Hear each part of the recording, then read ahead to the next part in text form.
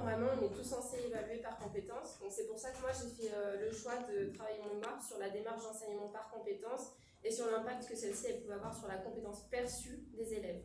Donc en ce qui concerne le contexte, j'ai fait le choix de faire ma recherche avec une classe test et une classe témoin. Donc la classe test, c'est une classe que moi j'avais en main, une classe de 5e SECPA, plutôt caractérisée comme une classe qui aime beaucoup le jeu et qui a besoin de beaucoup de réconfort, d'être vraiment soutenue. Et ma classe témoin, c'était assez à l'opposé, c'était une classe non SECPA, de 3e, une classe qui est davantage caractérisée comme scolaire, soucieuse des bonnes notes, avec une compréhension des consignes assez facile, etc.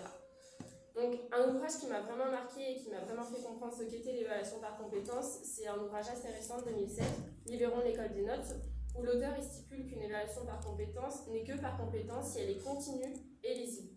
Lui propose de fonctionner par une fiche individuelle pour chaque élève, où à chaque séance, il va permettre aux élèves de voir où ils en sont dans leurs compétences. Donc on a bien l'aspect continu, puisqu'ils ont possibilité de voir leurs compétences à chaque séance, et l'aspect également de la lisibilité, puisqu'ils ont cette fiche qui leur rend compte de leurs résultats. Donc c'est pour ça que je me suis posé la question, quel pouvait être l'impact d'une évaluation par compétences continue et lisible sur la compétence motrice, puisque moi je suis en EPS, donc motrice perçue par les élèves.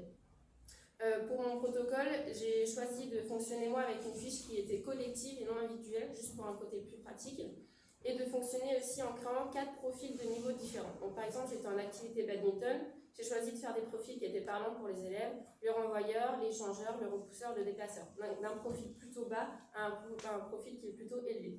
Et à chaque séance, les élèves pouvaient ou se situer avec mon aide, on avait veillé à définir ces profils, ou moi je les situais si on n'avait pas le temps que eux se situaient à la fin. Donc pour qu'ils aient vraiment cette lisibilité, cette continuité à chaque séance de savoir où ils en sont. Ensuite, j'ai fait passer des questionnaires donc début et fin de séquence pour voir l'évolution de leurs compétences motrices qui étaient perçues. Donc on s'est rendu compte qu'avec ma classe de SECPA, en effet, la compétence motrice perçue augmentait, tandis que la classe non SECPA, donc de 3e, la compétence motrice restait la même. Mais pour les élèves, en fait, c'est pas l'évaluation par compétence qui a permis vraiment d'augmenter leur compétence motrice perçue, c'est surtout le rôle de l'enseignant.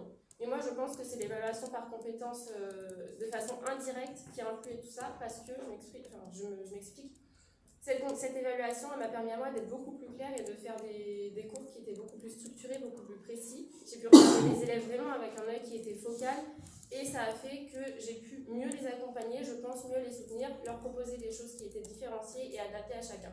Et je pense que c'est en cela qu'ils ont ressenti un meilleur accompagnement de ma part, et que du coup l'évaluation par compétences m'a permis à moi d'être plus claire et que ça s'est fait ressentir sur l'évaluation, sur la compétence motrice perçue par les élèves.